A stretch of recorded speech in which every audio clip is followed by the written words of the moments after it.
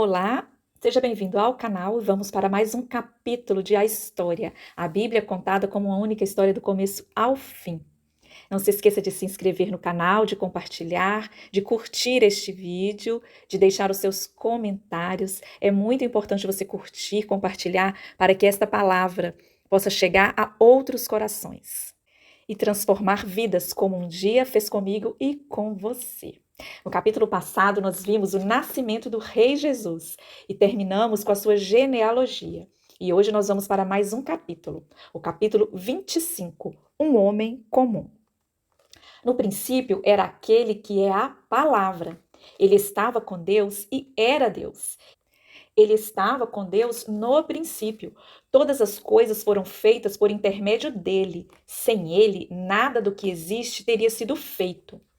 Nele estava a vida, e esta era a luz dos homens. A luz brilha nas trevas, e as trevas não a derrotaram. Surgiu um homem enviado por Deus chamado João. Ele veio como testemunha para testificar acerca da luz, a fim de que por meio dele todos os homens crescem. Ele próprio não era a luz, mas veio como testemunha da luz. Estava chegando ao mundo a verdadeira luz, que ilumina todos os homens. Aquele que é a palavra estava no mundo, e o mundo foi feito por intermédio dele, mas o mundo não o reconheceu. Veio para o que era seu, mas os seus não o receberam. Contudo, aos que o receberam, aos que creram em seu nome, deu-lhes o direito de se tornarem filhos de Deus, os quais não nasceram por descendência natural, nem pela vontade da carne, nem pela vontade de algum homem, mas nasceram de Deus. Aquele que é a palavra tornou-se carne e viveu entre nós. Vimos a sua glória, a glória como do unigênito vindo do Pai, cheio de graça. Graça é uma dádiva ou bênção imerecida. No Novo Testamento, esse termo muitas vezes se refere ao perdão não merecido dos pecados alcançados pela morte de Jesus. Então, ele veio cheio de graça e de verdade. Pois a lei foi dada por intermédio de Moisés. A graça e a verdade vieram por intermédio de Jesus Cristo. Ninguém jamais viu Deus, mas o Deus unigênito, que está junto ao Pai, o tornou conhecido. Imagine se você tivesse apresentado o Salvador ao mundo. Não transformaria a ocasião em um evento de gala? Convocaria a imprensa, destacaria a presença das celebridades, estenderia um tapete vermelho para ele? Chamaria a atenção das pessoas? Deus não age dessa forma. Ele desejou que seu filho fosse apresentado por um profeta de aparência humilde, chamado João Batista. De acordo com a profecia, João, filho de Isabel, que era parente de Maria, precederia o Messias com o poder de Elias. João era um profeta incomum. Ele vivia à margem da cultura religiosa, mas a sua mensagem veio em uma hora perfeitamente oportuna. Naqueles dias surgiu João Batista, pregando no deserto da Judeia. Ele dizia: arrependam-se, pois o reino dos céus está próximo. As roupas de João eram feitas de pelo de camelo, e ele usava um cinto de couro na cintura. O seu alimento era gafanhotos e mel silvestres. A ele vinha gente de Jerusalém, de toda a Judeia e de toda a região ao redor do Jordão. Confessando seus pecados, eram batizados por ele no Rio Jordão. O batismo é um ato simbólico, demonstrando que os convertidos abandonaram seus velhos costumes para iniciarem uma nova vida. Então Jesus veio da Galileia ao Jordão para ser batizado por João. João, porém, tentou impedi-lo, dizendo: eu preciso ser batizado por ti e tu vens a mim? Respondeu Jesus: deixe assim por enquanto. Convém que assim façamos para cumprir toda a justiça. E João concordou. Assim que Jesus foi batizado, saiu da água. Naquele momento, o céu se abriu e ele viu o Espírito de Deus descendo como pomba e pousando sobre ele. Então a voz do céu disse: este é o meu filho amado, de quem muito me agrado. A tentação de Jesus. Então Jesus foi levado pelo Espírito do deserto para ser tentado pelo diabo. Depois de jejuar 40 dias e 40 noites, teve fome. O tentador aproximou-se dele e disse: se és o filho de Deus, manda essas pedras se transformarem em pães. Jesus respondeu: Está escrito: nem só de pão viverá o homem, mas de toda palavra que procede da boca de Deus.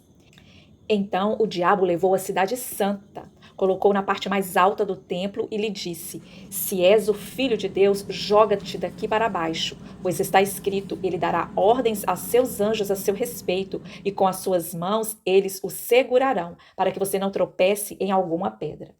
Jesus lhe respondeu: também está escrito: não põe à prova o Senhor, o seu Deus. Depois, o diabo levou a um monte muito alto e mostrou-lhe todos os reinos do mundo e o seu esplendor, e disse-lhe: tudo isso eu te darei se te prostrares e me adorares.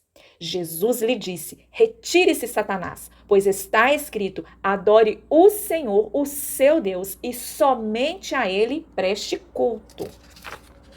Então o diabo o deixou, e anjos vieram e o serviram. Após o teste no deserto, Jesus começou a pregar publicamente. João Batista continuou a apresentar Jesus, afirmando que tudo o que Deus havia prometido estava concentrado naquele único homem. Esta era uma notícia chocante para a elite religiosa, que pediu explicações a João. Imagine os habilidosos advogados do clero sabatinando aquele homem excêntrico e rude, que não possuía credenciais ou qualquer autoridade. O interrogatório teve início. Este foi o testemunho de João, quando os judeus de Jerusalém enviaram sacerdotes e levitas para lhe perguntarem quem ele era. Ele confessou e não negou, declarou abertamente: não sou o Cristo. Perguntaram-lhe: e então, quem é você? É Elias? Ele disse: não sou. É o profeta? Ele respondeu: não. Finalmente perguntaram: quem é você? Dê-nos uma resposta para que a levemos àqueles que nos enviaram. Que diz você acerca de si próprio? João respondeu com as palavras do profeta Isaías: eu sou a voz do que clama no deserto. Façam um caminho reto para o Senhor. Alguns fariseus, os fariseus, o grupo mais poderoso de autoridades religiosas dentro do judaísmo. Os fariseus se concentravam intensamente na interpretação das leis de Deus e confrontaram muitas vezes Jesus em relação a seus preceitos. Então, alguns fariseus que tinham sido enviados interrogaram-no: então, por que você batiza? Se não é o Cristo, nem Elias e nem o profeta. Respondeu João: eu batizo com água, mas entre vocês está alguém que vocês não conhecem. Ele é aquele que vem depois de mim. E eu não sou digno de desamarrar as correias das suas sandálias. Tudo isso aconteceu em Betânia, do outro lado do Jordão, onde João estava batizando. No dia seguinte, João viu Jesus aproximando-se e disse: vejam, é o Cordeiro de Deus que tira o pecado do mundo. Cordeiro de Deus é um dos nomes de Jesus, que demonstra a conexão entre o sacrifício dele e as oferendas e sacrifícios do Velho Testamento. Este é aquele a quem eu me referi quando disse: vem depois de mim um homem que é superior a mim, porque já existia antes de mim. Eu mesmo não o conhecia, por isso é que vim batizando com água, para que ele viesse a ser revelado em Israel. Então João deu o seguinte testemunho: eu vi o Espírito descer dos céus como pomba e permanecer sobre ele. Eu não o teria reconhecido se aquele que me enviou para batizar com água não me tivesse dito: aquele sobre quem você vira o Espírito descer e permanecer, esse é o que batiza com o Espírito Santo. Eu vi e testifico que este é o Filho de Deus. Os primeiros discípulos de Jesus. No dia seguinte, João estava ali novamente com 2 de seus discípulos. Discípulos são seguidores de um mestre. Quando viu Jesus passando, disse: vejam, é o Cordeiro de Deus. Ouvindo-o dizer isso, os 2 discípulos seguiram Jesus. Voltando-se e vendo Jesus que os 2 o seguiam, perguntou-lhes: o que vocês querem? Eles disseram: Rabi, que significa mestre. Onde estás hospedado? Respondeu ele: venham e verão. Então foram, por volta das 4 horas da tarde, viram onde ele estava hospedado e passaram com ele aquele dia.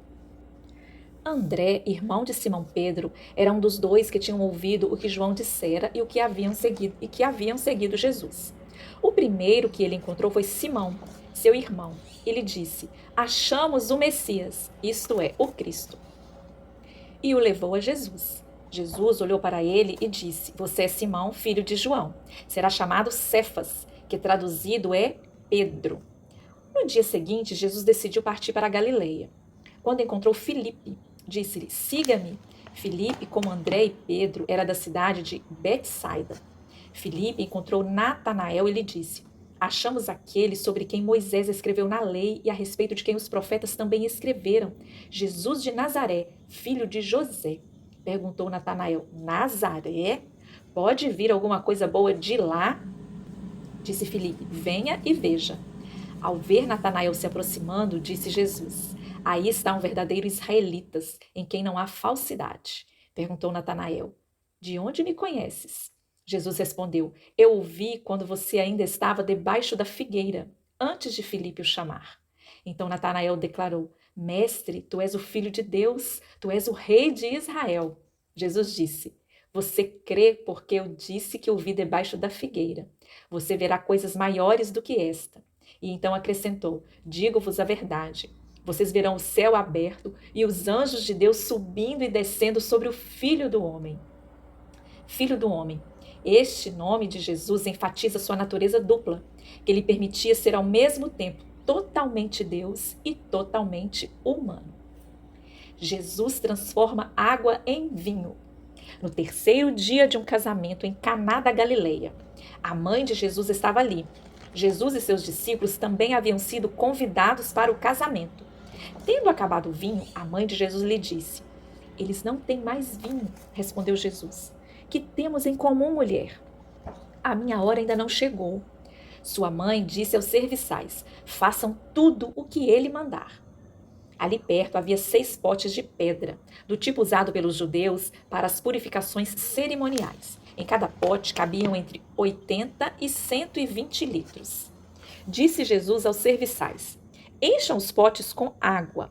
E os encheram até a borda. Então lhes disse: agora levem um pouco ao encarregado da festa. Eles assim fizeram. E o encarregado da festa provou a água que fora transformada em vinho, sem saber de onde viera, embora o soubesse os serviçais que haviam tirado a água. Então chamou o noivo e disse: todos servem primeiro o melhor vinho, e depois que os convidados já beberam bastante, o vinho inferior é servido. Mas você guardou o melhor até agora. Este sinal milagroso em Caná da Galileia foi o primeiro que Jesus realizou. Revelou assim a sua glória e os seus discípulos creram nele.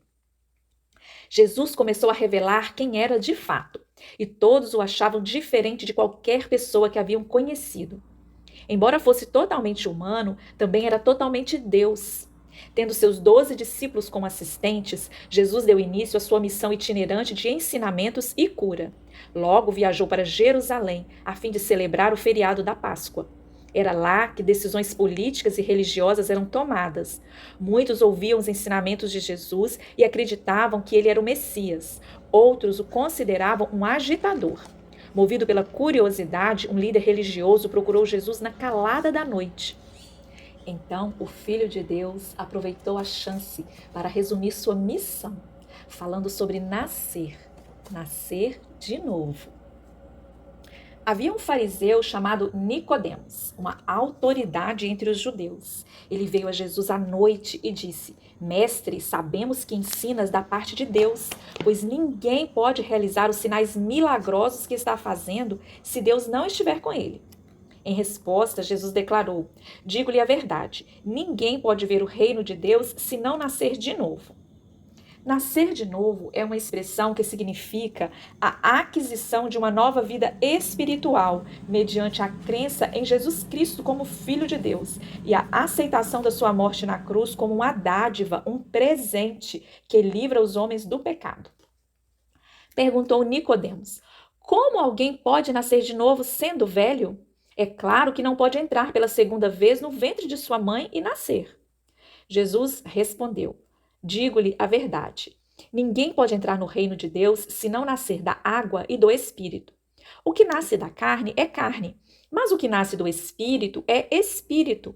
Não se surpreenda pelo fato de eu ter dito: é necessário que vocês nasçam de novo. O vento sopra onde quer. Você o escuta, mas não pode dizer de onde vem nem para onde vai. Assim acontece com todos os nascidos do Espírito. Perguntou Nicodemos: Como pode ser isso? Jesus disse: Você é mestre em Israel e não entende essas coisas?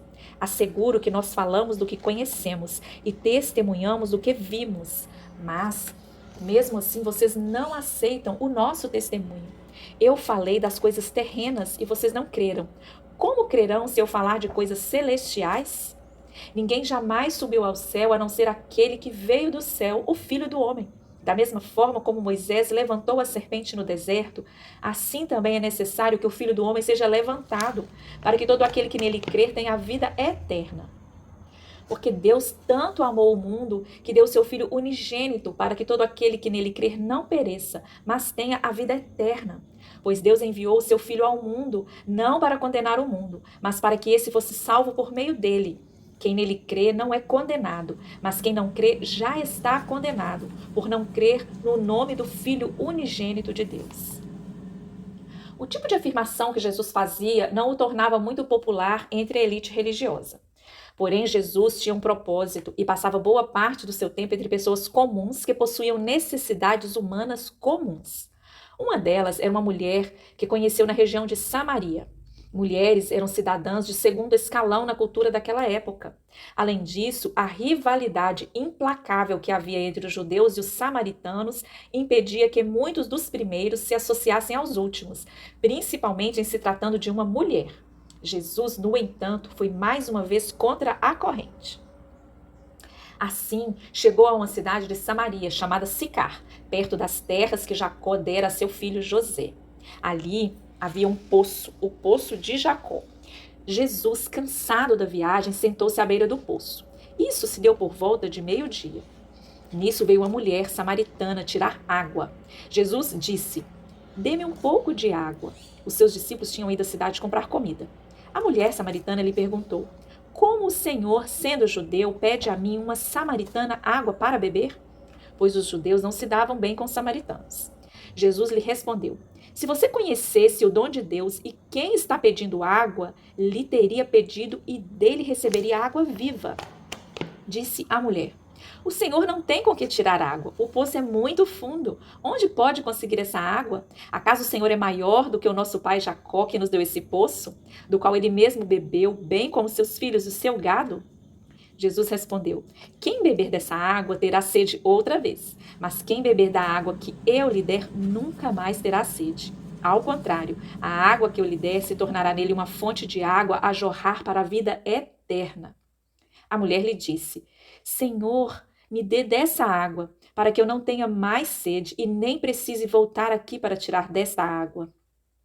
Ele lhe disse: Vá, chame o seu marido e volte. Ah, eu não tenho marido, respondeu ela. Disse-lhe Jesus: Você falou corretamente, dizendo que não tem marido. O fato é que você já teve 5, e o homem com quem você agora vive não é o seu marido. O que você acabou de dizer é verdade. Disse a mulher: Senhor, eu vejo que é profeta. Nossos antepassados adoraram neste monte, mas vocês, judeus, dizem que Jerusalém é o lugar de onde se deve adorar. Jesus declarou: Creia em mim, mulher. Está próxima a hora em que vocês não adorarão o Pai nem neste monte, nem em Jerusalém. Vocês, samaritanos, adoram o que não conhecem. Nós adoramos o que conhecemos, pois a salvação vem dos judeus. No entanto, está chegando a hora, e de fato já chegou, em que os verdadeiros adoradores adorarão o Pai em espírito e em verdade. São estes os adoradores que o Pai procura. Deus é espírito e é necessário que os seus adoradores o adorem em espírito e em verdade. Disse a mulher: Eu sei que o Messias, chamado Cristo, está para vir. Quando ele vier, explicará tudo para nós. Então Jesus declarou: Eu sou o Messias. Eu que estou falando com você.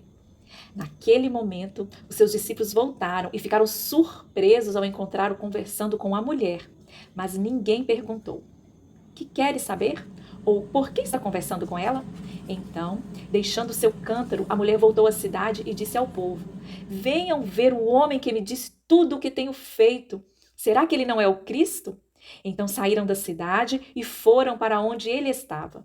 Muitos samaritanos daquela cidade creram nele por causa do seguinte testemunho dado pela mulher: ele me disse tudo o que tenho feito.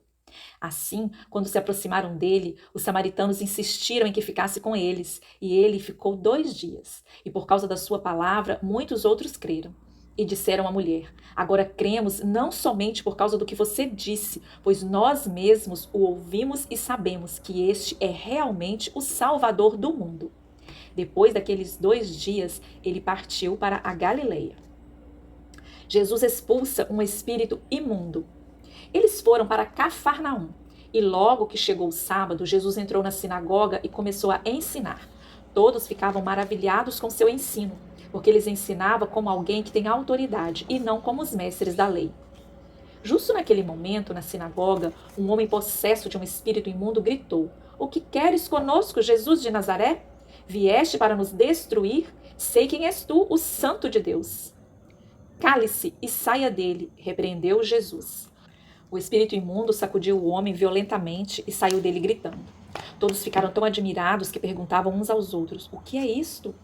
Um novo ensino e com autoridade. Até os espíritos imundos ele dá ordens e eles lhe obedecem. As notícias a seu respeito se espalharam rapidamente por toda a região da Galileia. Logo que saíram da sinagoga, foram com Tiago e João à casa de Simão e André. A sogra de Simão estava de cama, com febre, e falaram a respeito dela a Jesus. Então ele se aproximou dela, tomou-a pela mão e ajudou-a a levantar-se. A febre a deixou e ela começou a servi-los. Ao anoitecer, depois do pôr do sol, o povo levou a Jesus todos os doentes e os endemoniados. Toda a cidade se reuniu à porta da casa, e Jesus curou muitos que sofriam de várias doenças. Também expulsou muitos demônios. Não permitia, porém, que eles falassem, porque sabiam quem ele era. De madrugada, quando ainda estava escuro, Jesus levantou-se, saiu de casa e foi para um lugar deserto, onde ficou orando. Simão e seus companheiros foram procurá-lo, e ao encontrá-lo, disseram: todos estão te procurando. Jesus respondeu: vamos para outro lugar, para os povoados vizinhos, para que também lá eu pregue. Foi para isso que eu vim. Então ele percorreu toda a Galileia, pregando nas sinagogas e expulsando os demônios. Um leproso aproximou-se dele e suplicou-lhe de joelhos: se quiseres, podes purificar-me. Cheio de compaixão, Jesus estendeu a mão, tocou nele e disse: quero, seja purificado. Imediatamente a lepra o deixou e ele foi purificado. Em seguida, Jesus o despediu com uma severa advertência: olhe, não conte isso a ninguém, mas vá mostrar-se ao sacerdote e ofereça pela sua purificação os sacrifícios que Moisés ordenou, para que sirva de testemunho. Ele, porém, saiu e começou a tornar público o fato, espalhando a notícia. Por isso, Jesus não podia mais entrar publicamente em nenhuma cidade, mas ficava fora, em lugares solitários. Todavia, assim mesmo vinha a ele gente de toda parte. Poucos dias depois, tendo Jesus entrado novamente em Cafarnaum, o povo ouviu falar que ele estava em casa. Então muita gente se reuniu ali, de forma que não havia lugar nem junto à porta, e ele lhes pregava a palavra.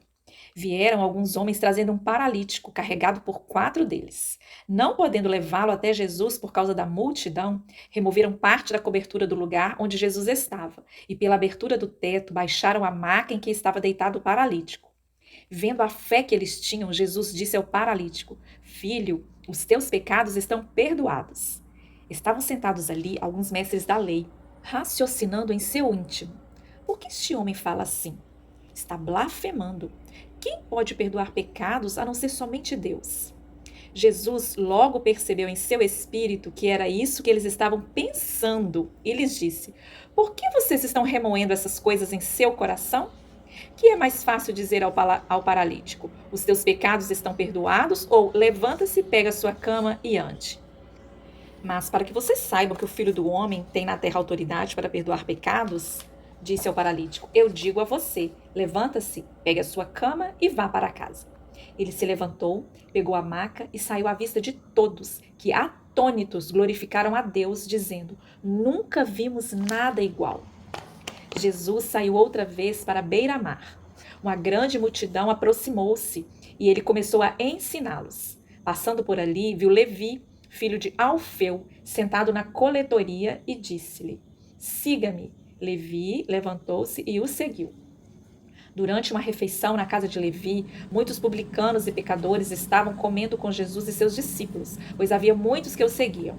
Quando os mestres da lei, que eram fariseus, o viram comendo com pecadores e publicanos, perguntaram aos discípulos de Jesus: Por que ele come com publicanos e pecadores? Ouvindo isso, Jesus lhes disse: Não só os que têm saúde que precisam de médico, mas sim os doentes. Eu não vim para chamar justos, mas pecadores. Jesus parecia ser, desde o início, um tipo diferente de rabino. Aparentemente, desprezava os muitos costumes que definiam as regras de conduta do povo judeu. Colocava as pessoas antes das leis. Seu novo estilo era clemente e amoroso. Jesus não dava a impressão de ser um agitador, mas sim um amigo dos marginalizados, dos suspeitos de impureza, das pessoas que a maioria dos líderes religiosos não gostava. Noutra ocasião, ele entrou na sinagoga e ali estava um homem com uma das mãos atrofiada. Alguns deles estavam procurando um motivo para acusar Jesus, por isso o observavam atentamente, para ver se ele iria curá-lo no sábado. Jesus disse ao homem da mão atrofiada: Levanta-se e venha para o meio. Depois Jesus lhe perguntou: O que é permitido fazer no sábado, o bem ou o mal, salvar a vida ou matar? Mas eles permaneceram em silêncio. Irado, olhou para os que estavam à sua volta e, profundamente entristecido por causa do coração endurecido deles, disse ao homem: Estenda a sua mão. Ele a estendeu e ela foi restaurada. Então os fariseus saíram e começaram a conspirar com os herodianos contra Jesus, sobre como poderiam matá-lo. Herodianos eram membros de uma seita judaica que se uniu com os fariseus contra Jesus. Jesus percorreu a Galileia ensinando nas sinagogas deles, pregando as boas novas do reino e curando as enfermidades e doenças entre o povo. Notícias sobre ele se espalharam por toda a Síria, e o povo lhe trouxe aqueles que sofriam de vários males e tormentos, endemoniados, loucos e paralíticos, e ele os curou. Grandes multidões o seguiam, vindas da Galileia, Decápolis, Jerusalém, Judeia e da região do outro lado do Jordão. Por causa da multidão, ele disse aos discípulos que lhe preparassem um pequeno barco para evitar que o comprimissem, pois ele havia curado a muitos, de modo que os que sofriam de doenças ficavam se empurrando para conseguir tocar nele. Sempre que os espíritos imundos o viam, prostravam-se diante dele e gritavam: Tu és o Filho de Deus. Mas ele lhes dava ordens severas para que não dissessem quem ele era. Os judeus estavam convencidos de que quando tal esperado Messias, chamado Cristo, chegasse, ele libertaria o povo da opressão política, livrando-o de todo o domínio do Império Romano. Estava em busca de um rei que levasse sua nação ao poder. Porém, o desígnio de Jesus era muito mais profundo, suas intenções muito mais importantes e seu reinado infinitamente mais glorioso do que o povo esperava. Os judeus precisavam aprender o verdadeiro significado da palavra Messias, o ungido. Precisavam descobrir quem Jesus era de fato. Somente então eles teriam sua permissão para espalhar as boas novas. Jesus subiu a um monte e chamou a si aqueles que ele quis, os quais vieram para junto dele. Escolheu 12, designando-os apóstolos, para que estivessem com ele, os enviassem a pregar e tivessem autoridade para expulsar demônios. Estes são os 12 que ele escolheu: Simão, a quem deu o nome de Pedro, Tiago, filho de Zebedeu, e João, seu irmão, os quais deu o nome de Boanerges, que significa filhos do trovão, André, Filipe, Bartolomeu, Mateus, Tomé, Tiago, filho de Alfeu, Tadeu, Simão, o Zelote, e Judas Iscariotes, que o traiu. Depois disso, Jesus ia passando pelas cidades e povoados, proclamando as boas novas do reino de Deus. Os 12 estavam com ele, e também algumas mulheres que haviam sido curadas de espíritos malignos e de doenças. São elas: Maria, chamada Madalena, de quem havia saído 7 demônios; Joana, mulher de Cusa, administrador da casa de Herodes; Susana e muitas outras. Essas mulheres ajudavam a sustentá-los com seus bens. Aparentemente, nem mesmo João Batista compreendia de fato quem era Jesus. João o anunciara como o Messias prometido, mas a obra do Filho de Deus não havia trazido os resultados que ele obviamente aguardava. Acrescente-se à decepção de João o fato de ele estar há algum tempo apodrecendo na prisão por ter criticado publicamente Herodes Antipas. Herodes Antipas era um dos filhos de Herodes o Grande, que governava na época do nascimento de Jesus. Comandando a Galileia como testa de ferro de Roma, Herodes Antipas convencera a mulher do irmão a abandoná-lo para se casar com ele, uma violação da lei judaica. João havia sido preso por apontar o pecado do governante. João, ao ouvir na prisão o que Cristo estava fazendo, enviou seus discípulos para lhe perguntarem: És tu aquele que haveria de vir ou devemos esperar algum outro? Jesus respondeu: Voltem e anunciem a João o que vocês estão ouvindo e vendo. Os cegos veem, os aleijados andam, os leprosos são purificados, os surdos ouvem, os mortos são ressuscitados e as boas novas são pregadas aos pobres. E feliz é aquele que não se escandaliza por minha causa. Enquanto saíam os discípulos de João, Jesus começou a falar à multidão a respeito de João. O que vocês foram ver no deserto? Um caniço agitado pelo vento? Ou o que foram ver? Um homem vestido de roupas finas? Ora, os que usam roupas finas estão nos palácios reais. Afinal, o que foram ver? Um profeta? Sim, eu digo a vocês, e mais que profeta. Este é aquele a respeito de quem está escrito: Enviarei o meu mensageiro à tua frente. Ele preparará o teu caminho diante de ti. Digo a verdade a vocês. Do meio dos nascidos de mulher não surgiu ninguém maior do que João Batista. Todavia, o menor no reino dos céus é maior do que ele. Desde os dias de João Batista até agora, o reino dos céus é tomado à força, e os que usam a força se apoderam dele. Pois todos os profetas e a lei profetizaram até João. E se vocês quiserem aceitar, este é o Elias que havia de vir.